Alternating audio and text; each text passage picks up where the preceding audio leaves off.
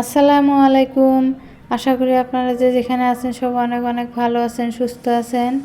আজ আর একটা নতুন রেসিপি নিয়ে চলে এসেছি। এখানে আমি মাটন দম বিরিয়ানি বানাবো।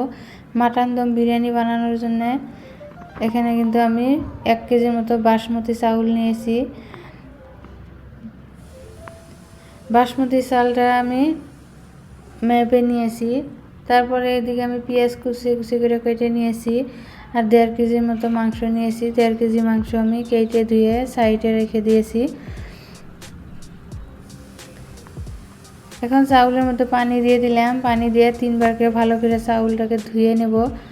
এদিকে চুলে একটা কড়াই বসিয়ে দিয়েছি। কড়াইয়ের মধ্যে মিঠা তেল আর জিরা দিয়ে দিয়েছি, পেঁয়াজও দিয়ে দিয়েছি। দিয়ে পেঁয়াজটা আমি ভেজে নিচ্ছি।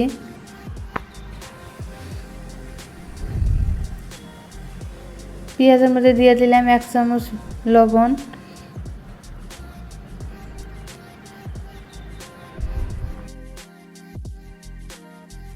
রসুন বাটা, 1 চামচ আদা বাটা, দুইবার করে দিয়েছি, কিন্তু মোট 1 চামচের মতো করে হয়ে গেছে আদা রসুন বাটা। দিয়ে তেলের সঙ্গে মিশিয়ে নিয়েছি। এদিকে আমি 3 চামচ শুকনো মরিচের গুঁড়া, 1 চামচ হলুদ গুঁড়া, 1 চামচ জিরা ধনিয়া গুঁড়া আর অল্প একটু আমি গরম মশলা দিয়েছি। ঘরেই গরম মশলা বানাই, সেই মশলা গুঁড়া কিন্তু দিয়েছি। দিয়ে অল্প একটু পানি দিয়ে মশলাটাকে ভালো করে কষিয়ে নিচ্ছি। মশলা কষানো হয়ে গেছে। এখন আমি মাংসগুলা ঢেলে দিলাম কড়াইয়ের মধ্যে। দিয়ে মশলা আর মাংস আমি একসঙ্গে মিক্স করে নিচ্ছি।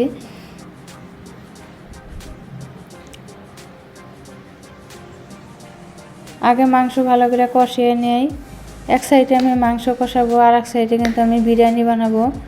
যেহেতু বিরিয়ানির আগে ভাতটা বানাতে হয়, সেজন্য কিন্তু আমি এক চুলায় মাংস উঠিয়ে দিয়েছি, আর এক চুলায় আমি বিরিয়ানির চাউল নিয়ে কিন্তু আমি ভাতটাকে বসিয়ে দেব।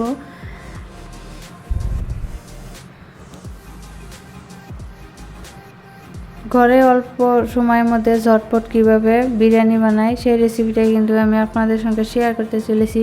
আমার ভিডিওটা প্রথম থেকে শেষ পর্যন্ত দেখার জন্য আপনাদেরকে অনুরোধ রইল। এদিকে কিন্তু চাউল ভালো করে ধুয়ে নিচ্ছি, আর এদিকে কুকারের মধ্যে পানি দিয়েছি।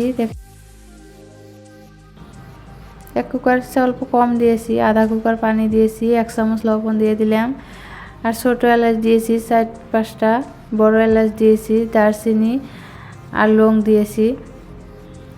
ছোটো বাটির 1 বাটি রিফাইন তেল দিয়ে দিলাম পানির মধ্যে। রিফাইন তেলটা দিলে কি হয়, ভাতটা ঝরঝরা হয়, সেই জন্য দিয়ে দিলাম।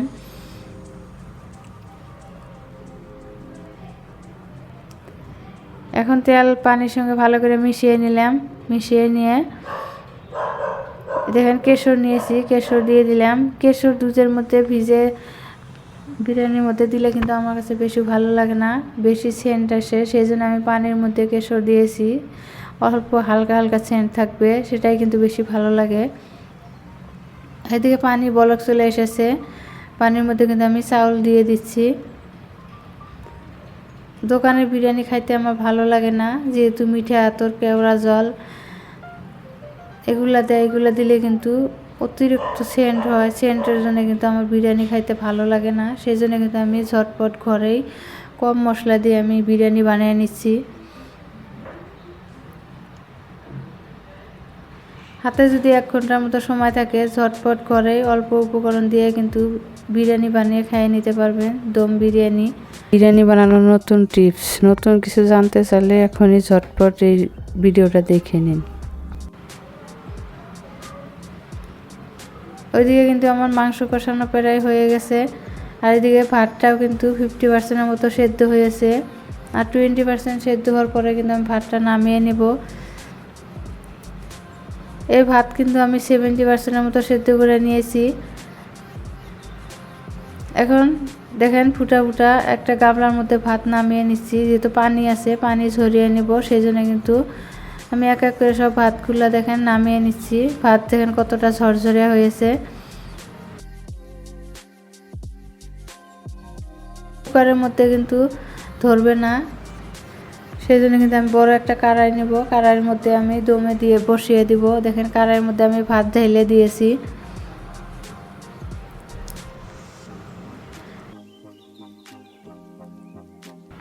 এদিকে কিন্তু মাংস কষিয়ে নামিয়ে নিয়েছি, সে মাংস ভাতের উপরে দিয়ে দিলাম।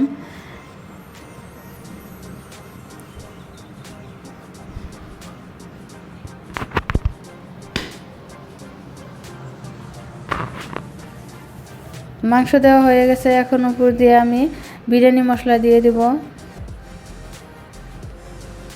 বিরিয়ানি মশলা দেওয়ার পরে কিন্তু আমি পুদিনা পাতা দিয়ে দিচ্ছি। পুদিনা পাতা দিয়ে দম বিরিয়ানি বানালে বেশি ভালো লাগে। কেওড়া জল, মিঠা আতর এগুলা দিলে কিন্তু আমার বেশি ভালো লাগে না। কেশর এগুলা দিলে কিন্তু আমার বিরিয়ানি খাওয়ার মুডটাই চেঞ্জ হয়ে যায়। সেই জন্য কিন্তু আমি একদম হালকা পাতলা মশলা দিয়ে আমি বিরিয়ানি বানিয়ে নিচ্ছি।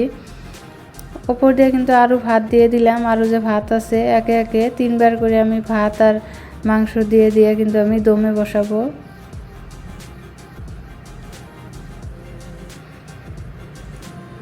আবারও আমি মাংস দিয়ে দিলাম। ওপর দিয়ে হালকা করে কিন্তু আমি বিরিয়ানি মশলা দিয়ে দিয়েছি। বিরিয়ানি মশলা বেশি দিই নাই, বেশি দিলে বেশি সেন্ট করে, সেই জন্য আমি বেশি দিই নাই, অল্প করে কিন্তু বিরিয়ানি মশলা দিয়েছি।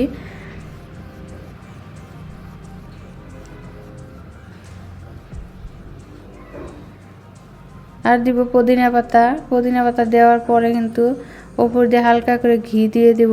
ঘি বেশি দিব না, ছোট চামচে আমি গরম করে নিয়েছি। গরম করা ঘি অল্প একটু দিয়ে দিব, দিয়ে কিন্তু আমি দমে বসিয়ে দিব।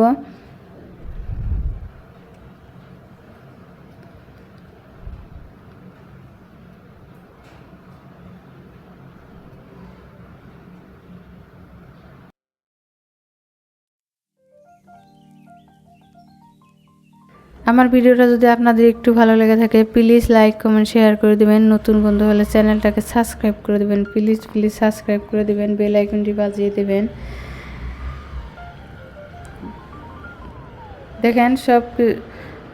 দেখেন এই বিরিয়ানি সাজানো হয়ে গেছে। উপর দিয়ে কিন্তু এখন আমি কাঁচামরিচ দিয়ে দিলাম, আর দিয়ে দিব অল্প একটু ঘি। ঘি দিলে কিন্তু আরও সেন্টটা ভালো আসে, খাইতে ভালো লাগে।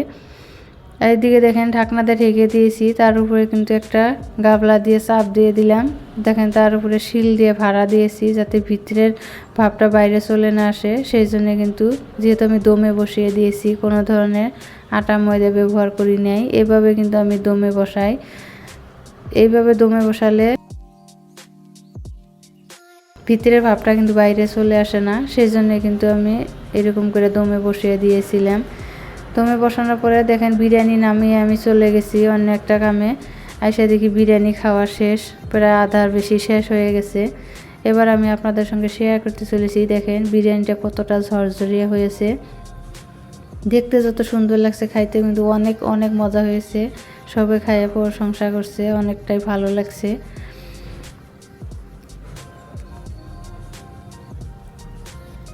সবাই অনেক অনেক ভালো থাকেন, সুস্থ থাকেন এবং সাবধানে থাকেন। আসসালামু আলাইকুম।